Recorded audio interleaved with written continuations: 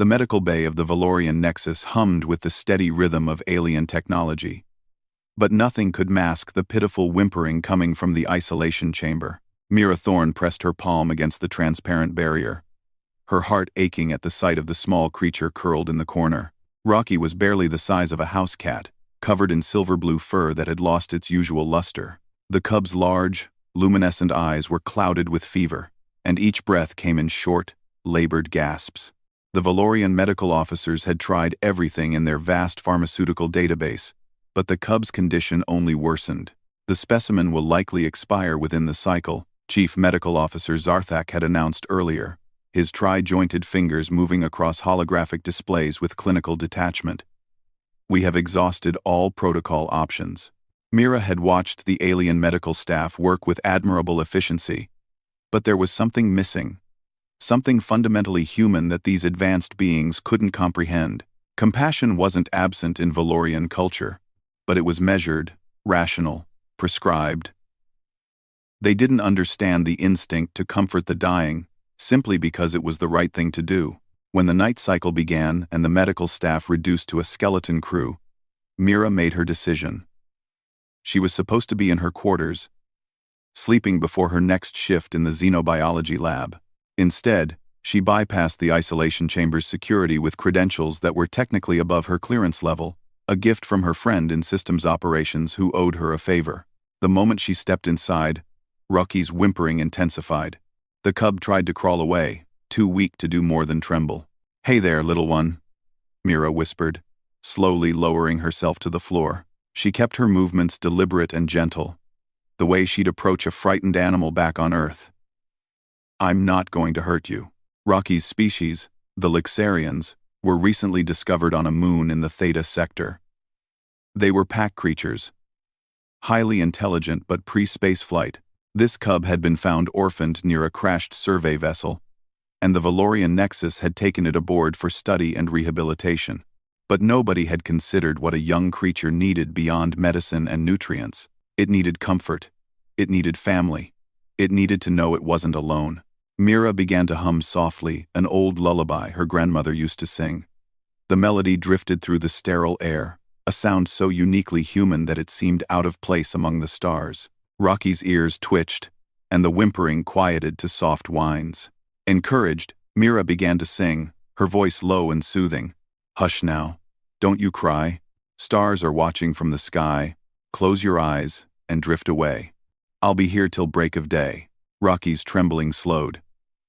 The cub's eyes focused on her, no longer clouded with panic, but with something resembling curiosity. Mira extended her hand slowly, letting Rocky catch her scent. After a long moment, the cub inched forward. Then something unexpected happened. Rocky opened its mouth and released a sound, not a whimper, not a growl, but a howl. It started as a wavering note that matched the melody of Mira's lullaby, then grew stronger, resonating with an otherworldly quality. The sound waves seemed to shimmer in the air, visible as faint ripples of energy. Mira felt it immediately, a profound sense of peace washing over her, as if every worry and fear was being gently lifted away. Her eyelids grew heavy, and she had to shake her head to maintain focus. "What are you?" But Rocky continued, the howl modulating and harmonizing with itself in impossible ways. The cub's bioluminescent markings began to glow brighter, pulsing in rhythm with the sound. Throughout the Valorian Nexus, guards at their posts slumped forward. Technicians monitoring night systems rested their heads on their consoles. In the command center, the Night Watch officer's chin dropped to his chest, his breathing deepening into sleep. Even the Valorian security AI reported anomalous neural patterns before its monitoring subroutines entered a standby state. The entire Starship, housing over 3,000 crew members, fell into instantaneous slumber, all except Mira. She felt the pull of sleep, strong and irresistible. But something kept her conscious, perhaps her proximity to Rocky.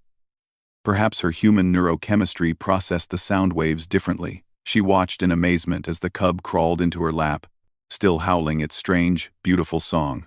Mira wrapped her arms around Rocky, and the cub's fevered body began to cool. The howl softened, becoming a purr-like rumble that vibrated through her chest. She understood then this wasn't an attack or defense mechanism. This was how Lixarian cubs called to their pack, how they synchronized their emotional states for survival. The cub wasn't putting everyone to sleep maliciously. It was desperately seeking the comfort of shared rest, the safety of the pack, and in its feverish distress, amplified by loneliness and fear, that call had become powerful enough to affect an entire starship. You just needed someone to sing with you, Mira whispered, resuming her lullaby. This time, Rocky harmonized perfectly, the alien howl and human melody interweaving into something neither species could have created alone. The fever broke. Rocky's breathing steadied, and the glow of its markings normalized. The cub nestled deeper into Mira's embrace, and finally, mercifully, fell into genuine sleep. Mira stayed awake, holding the small creature, knowing that when the ship woke in a few hours, there would be panic, investigations, and probably a court-martial for her security breach. The Valorians would run tests, file reports, and try to quantify what had happened with their precise scientific instruments, but they would miss the simple truth. Sometimes the most advanced medicine in the galaxy couldn't match the healing power of not being alone. Sometimes survival wasn't about superior technology or proper protocols. It was about someone caring enough to sit with you in the dark and sing. As Rocky slept peacefully for the first time since coming aboard, Mira smiled. Let them run their tests. Let them file their reports. She had given a dying creature comfort, and in doing so, had proven once again why humanity belonged among the stars, not because they were the strongest or the smartest, but because they remembered that every life, no matter how small or strange, deserved kindness. Even if that kindness accidentally knocked out an entire starship's crew. Worth it, Mira whispered, gently stroking Rocky's now peaceful fur. Totally worth it.